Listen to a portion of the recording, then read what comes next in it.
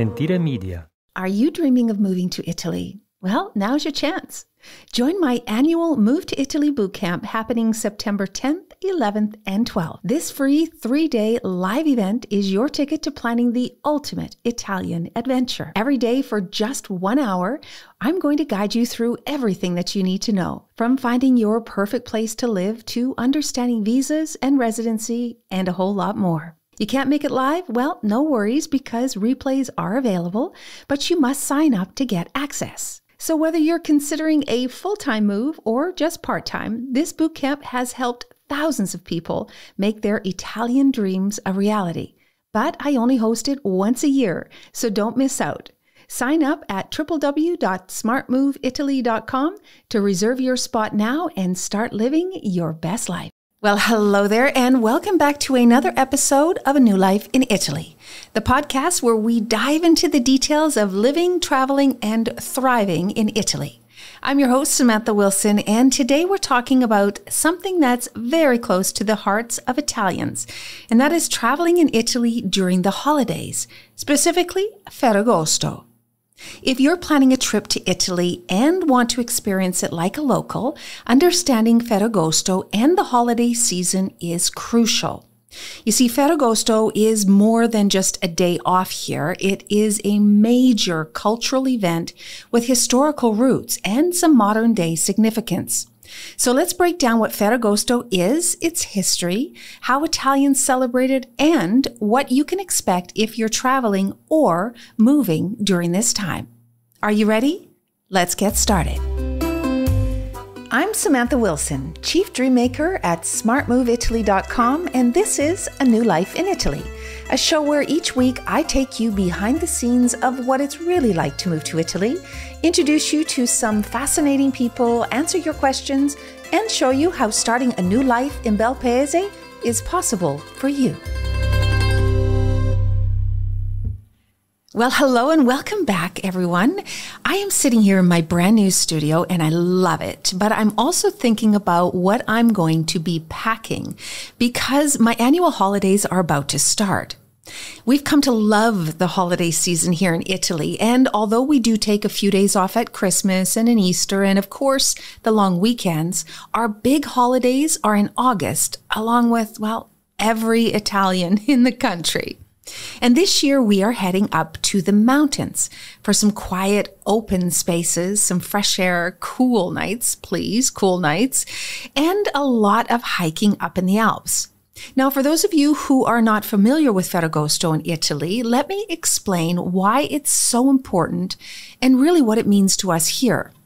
Ferragosto dates back to ancient Rome. In fact, the term Ferragosto comes from the Latin phrase Feriae Augusti, which means festivals of Augustus. And it was established by Emperor Augustus in 18 BCE as a period of rest and celebration after the very long, hard work of harvest. So from August the 13th to the 15th, ancient Rome celebrated Diana, who was the goddess of the hunt. And they would put flowers on their heads and their dogs, actually. They'd make these big hats. And they would write wishes on ribbons and that they would tie to trees during all of this time. And it was absolutely forbidden to hunt because it was a time of rest. And there was no division during this time. In fact, everyone, even the slaves, were equally allowed to stop working. Not just the ruling or the wealthy, but literally everyone. And they would party and they would drink and dance and play games with horses and mules and donkeys. And in fact, the Palio in Siena, that famous horse race that's held on August the 16th, is said to have roots in this celebration. But as the centuries went by and new powers rose and fell, other traditions were formed. So around the 6th century, when the Catholic Church, it was now their turn to run the calendar, Ferragosto was moved and it was now celebrated on August the 15th. And they combined it with the Assumption of Mary, who Christians believe died and was reborn on this day. So pagan festivals of the past were all replaced and there was no more mention of Diana, well, at least in her name. So fast forward to the 1930s. This is during the fascist period here, and the regime began to promote things called popular trips or popular trains. They had reduced the fares for people between August the 13th and August the 15th so that the working class could have a day or a couple of days of holidays.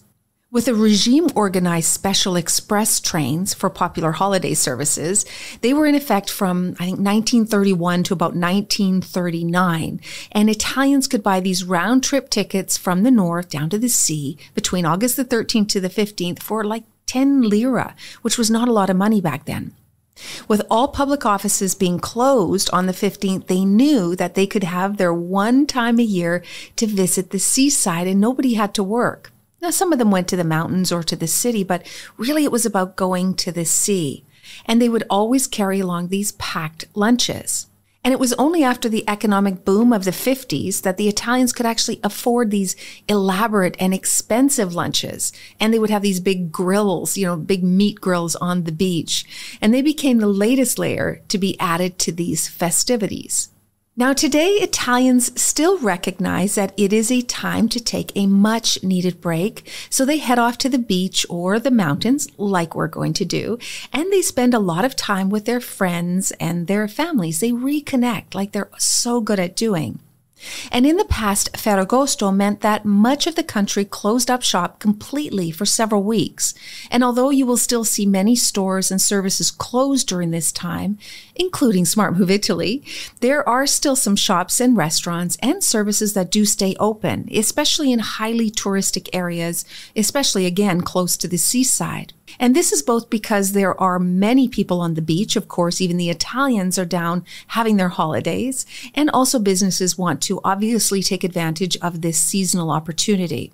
So if you're coming to Italy or moving here during the month of August, or if you are actually relocating to a city, you will definitely feel it. So forget about renting an apartment, going apartment hunting, or closing on a property because almost every estate agency and notaio will be closed. And owners, of course, won't even be here, so they're not going to be that interested in showing their properties to you. Deliveries even will be a little bit reduced. And overall, the interest in helping you manage your daily things here, well, it'll be nominal, trust me.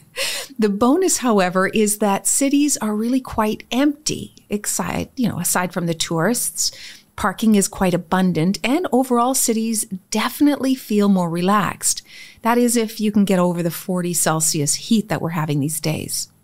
You see, Ferragosto is one of the most important holidays in Italy, and pretty much everyone celebrates it one way or another. But it's not just a time of rest and no work. It's also a time to reconnect with friends and families. And there are a lot of parties, lots and lots of barbecues, and lots of sunburns. Well, for us foreigners and Canadians, of course. And of course, a ton of fireworks. You will see them all over this country during Ferragosto. If your holidays happen to coincide with Ferragosto, or if you decided to move here during this window of rest in Italy, here's a few things to keep in mind, and hopefully it'll make it easier for you. Number one, book in advance. Accommodations fill up really fast because both the locals and the tourists are flocking to these popular destinations. So make sure to book your hotels, your flights, and any reservations way in advance. And also expect closures. Like I said, many shops and restaurants will be closed during this time, especially in smaller towns, and almost all services will be closed for at least the week of Ferragosto. However, tourist areas and larger cities like Rome and Florence and Milan, of course, will have a lot of things still open. So don't worry about literally everything being closed, but you will see a lot of places closed that you wouldn't expect. Now, one of the best ways to enjoy Ferragosto is just to put yourself into the local culture. And here's a few ways you can do that. Go to the beach. Italians love spending Ferragosto by the sea. Of course, it's cooler there, but it's also tradition. So if you're near the coast, join locals on the beach. Be prepared for lots of crowds. I know some beaches, you can barely find room to put your towel, but it's also super lively. And there's lots of parties and lots of festivities that go all night. Lots of these great beach lidos that you can pay a few euro and get an umbrella. And it's really an amazing experience. Also look for the festivals and the parades because a lot of towns host these special events for Ferragosto. Check your local listings or just ask the hotel for information on nearby celebrations. Even in Facebook, the local area that you're going to, they may have some events posted, so check them out. And of course, you're in Italy, so do not forget about the food, because Ferragosto is a time for eating, for feasting, for celebrating, and that always involves food in Italy. So indulge in the traditional Italian summer foods, which could be grilled meats or grilled seafoods, fresh salads and seasonal fruits. I mean, really, I don't think I have to say anything more. And of course, enjoy some gelato. And don't forget to join the celebrations. Don't just sit back and observe. And I know that it can be busy and it can feel a little bit intimidating, but try to join in and attend all those festivals, watch the fireworks, and embrace the community spirit. Italians love to share their traditions with foreigners. So don't forget about that. They're super, super welcoming and would love to invite you in. Also check some travel schedules because traveling during Ferragosto means dealing with a lot of crowds. So begin your day really early and beat those crowds, especially if you're going to major attractions or major destinations. Consider visiting lesser known towns and regions. You know, Italy is so full of these little tiny hidden gems that are much less crowded, but really, really beautiful. And use some public transportation to avoid the hassle of driving. There are incredible traffic jams during this time of year. In fact, the state police put out warnings on certain days that are worse to travel. So if you take public transportation, you'll be really well connected, but it's going to save you a ton of time and stress. And finally, my word to you is just to pause and enjoy the break. Living in Italy has taught me so many things, but one really stands out. And that is that there are very few really true emergencies that need an immediate reply. Everything, almost everything, can wait.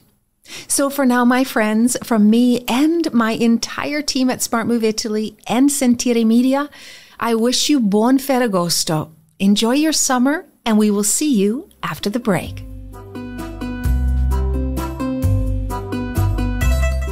A New Life in Italy podcast is a production of Sentire Media, created and hosted by me, Samantha Wilson. Production by London Nero, and with special thanks to Ali Frothingham, Sofia Pisana, and the entire team at Sentire. Follow A New Life in Italy wherever you get your podcasts. And hey, if you're thinking of moving to Italy, whether full-time, part-time, or for a lifetime, come and see me over at smartmoveitaly.com and we'll help you get here and start living your best life. And don't forget, if you love this episode, please rate and leave a review. It's much appreciated. I can't wait to meet up with you again next week, same time, same place. Ciao for now.